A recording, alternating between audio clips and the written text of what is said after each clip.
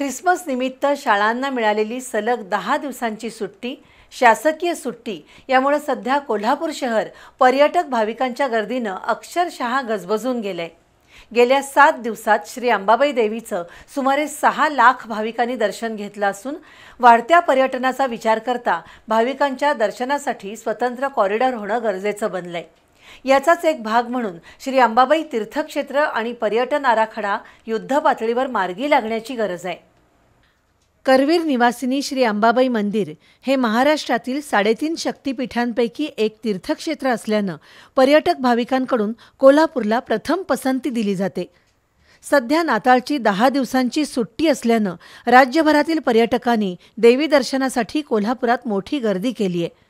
यातून मंदिर परिसर अक्षरशः भाविकांनी फुलून गेलाय। 21 ते 27 डिसेंबर या 7 दिवसात 5,64,113 भाविकांनी देवीचं दर्शन घेतल्याची नोंद झाली आहे।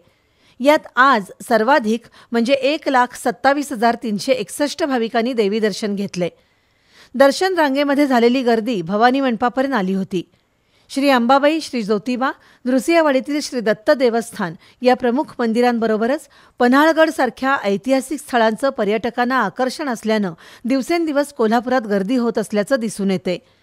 त्यामुळे पर्यटक भाविकांना दर्जेदार मूलभूत नागरी सुविधा मिळण्यासाठी श्री अंबाबाई तीर्थक्षेत्र आणि पर्यटन आराखडा युद्धपातळीवर मार्गी लागण्याचं महत्त्व अधोरेखित झालंय।